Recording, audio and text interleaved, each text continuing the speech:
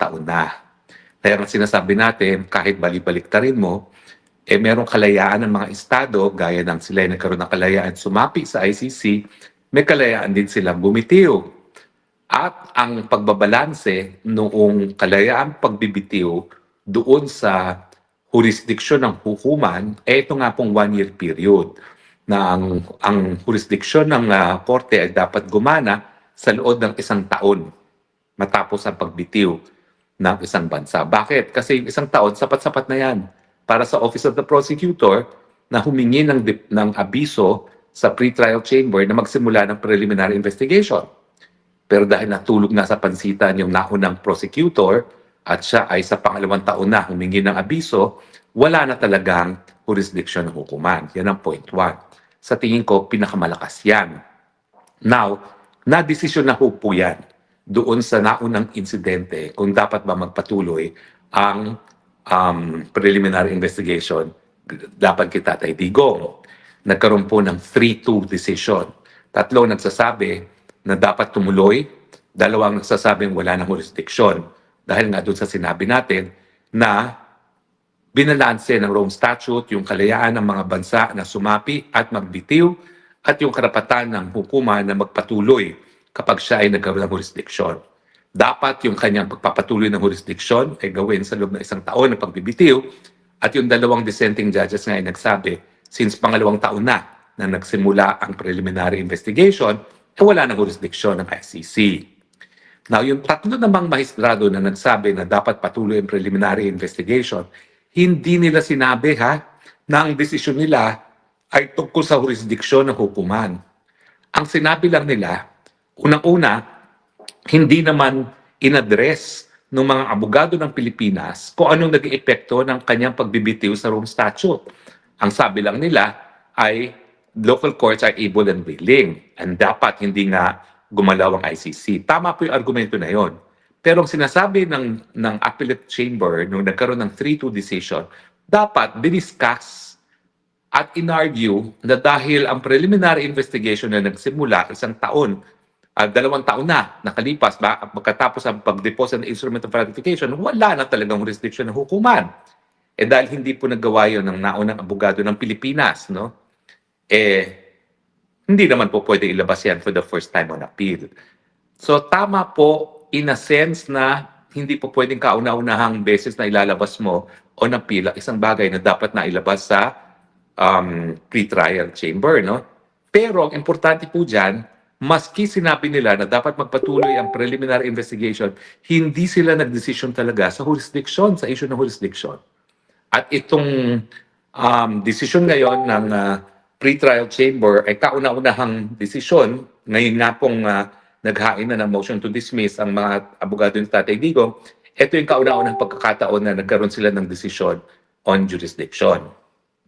Now, ang pangalawang basehan pa ng motion ni Tatay Digong ay yung illegality ng kanyang pagkakaaresto. Dahil according to the Rome Statute mismo, dapat hinarap muna siya sa lokal na hukuman bago siya pinadala sa dahig. Ito ay ayon sa Article 59. Yung hindi pagsunod sa ganyang proseso ay dapat maging dahilan para mawala na ng jurisdiction ng hukuman. Kasi nga po, kidnapping ang nangyari. Now, alam natin kung ano naging desisyon ng pre-trial chamber dito sa issues na ito. Ang sabi ng pre-trial chamber, sinight nila isang general provision ng Rome Statute kapag nagsimula na raw ang kanilang in jurisdiction, kinakailangan makipagtulungan ang Estado maski sila ay bumitiw.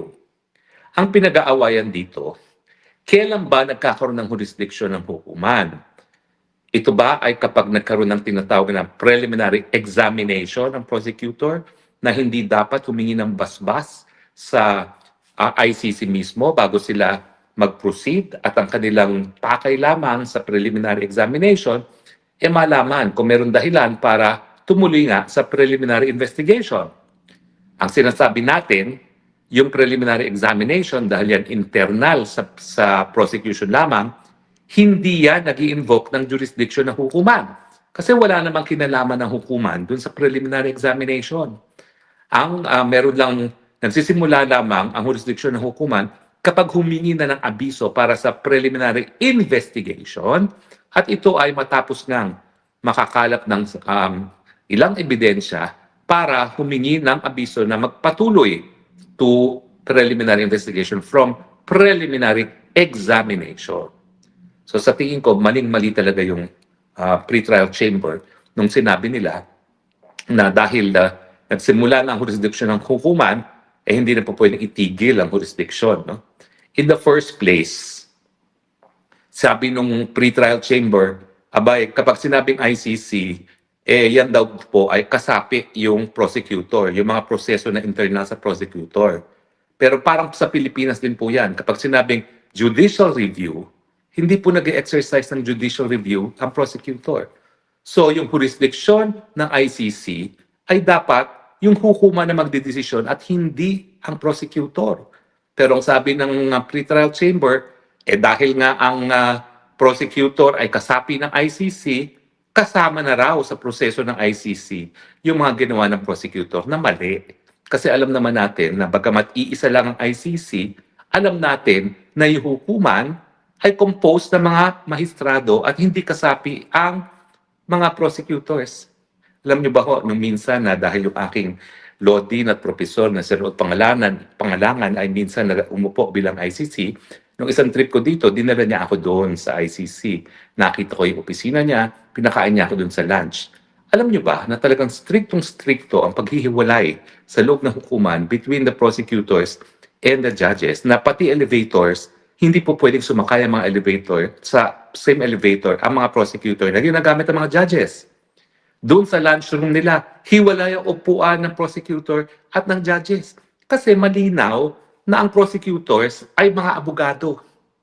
Hindi sila kasapi ng hukuman. Kasama sila doon sa institusyon ng ICC, pero kapag sinabi na judicial, court's jurisdiction, yan po yung gawain ng mga mahistrado. Kaya nga hinihiwalay sila doon sa building mismo ng ICC, ng elevator, at hiwalay rin sila ng kainan. Diba? Malinaw yan.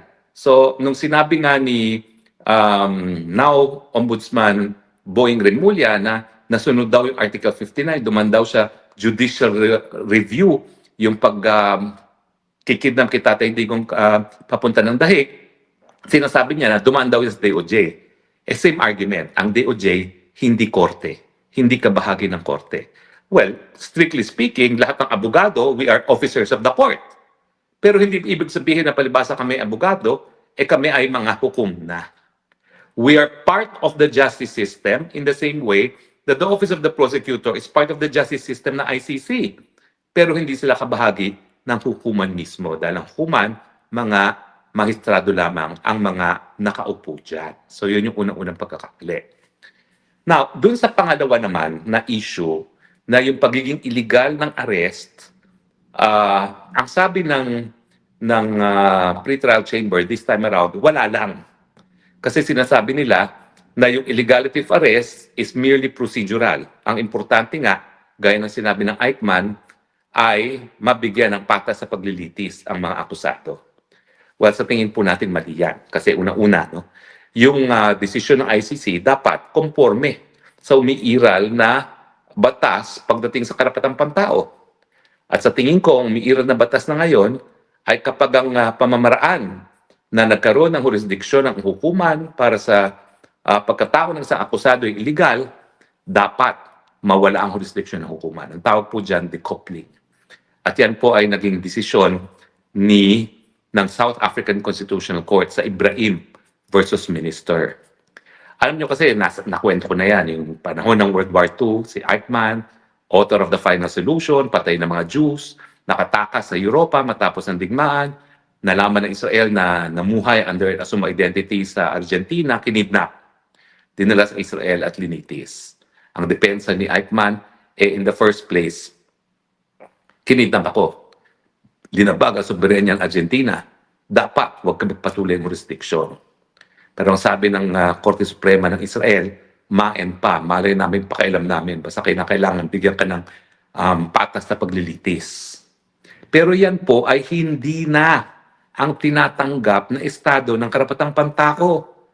Ang tinatanggap na po talaga ay yung Ibrahim versus Minister, kung saan isang official din ng apartheid regime tumakas sa karatig bansa ng South Africa matapos na nakaupo ang Nelson Mandela.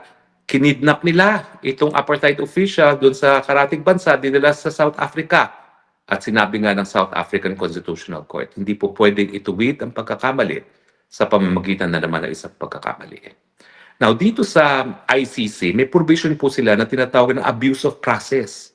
Ibig sabihin, sabihin na natin na yung illegality ay hindi dapat makaapekto sa jurisdiction ng hukuman, still, dahil merong abuso sa proseso, kumbaga, masisira ang imahe ng hukuman, masisira yung kakayahan o yung tiwala ng mga mamamayan ng buong mundo sa ICC na magbigay ng katarungan kung papayagan na magpatuloy ang jurisdiction ng hukuman.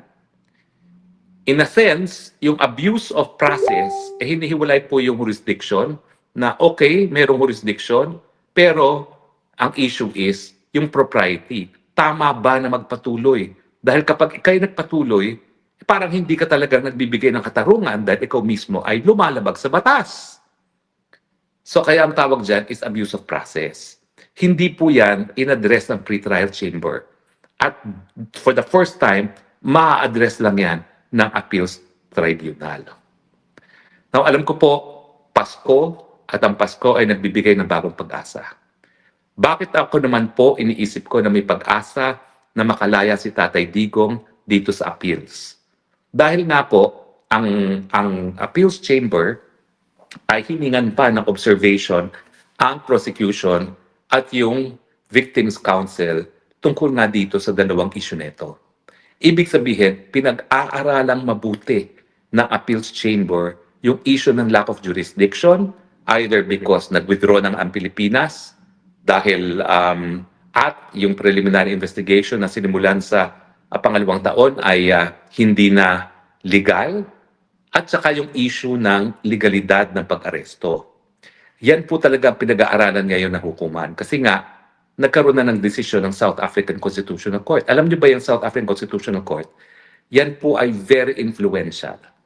Yan po ang hukuman na kauna-unahang pagkakataon ay nagsabi na yung parusa ng kamatayan ay labag sa karapatang mabuhay. Di ba obvious naman yun? Pero kinailangan ng South African Constitutional Court pang mag-rule ng ganyan.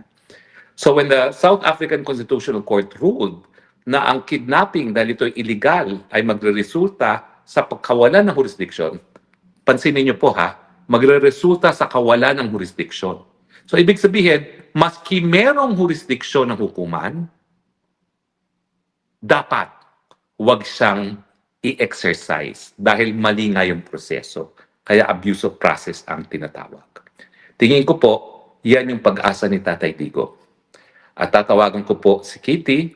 Alam ko naman po na bawal sila mag-usap sa kaso, pero at least sasabihin ko, Kitty, sabihin mo kay Tatay Digong, huwag mawalan ng pag-asa. Kasi meron ng desisyon ng South African Constitutional Court, Ibrahim versus Minister, na kapag pag-aaresto ay illegal, hindi dapat magpatuloy ang jurisdiction. At yan ang pag-asa ni Tatay Digong na bagamat ang makakasama lang niya sa Pasko ay si Kitty, sana naman sa darating na taon ng 2026, makabalik na siya sa Davao. Kasama nating lahat ng mga nagmamahal sa kanyang mga Pilipino.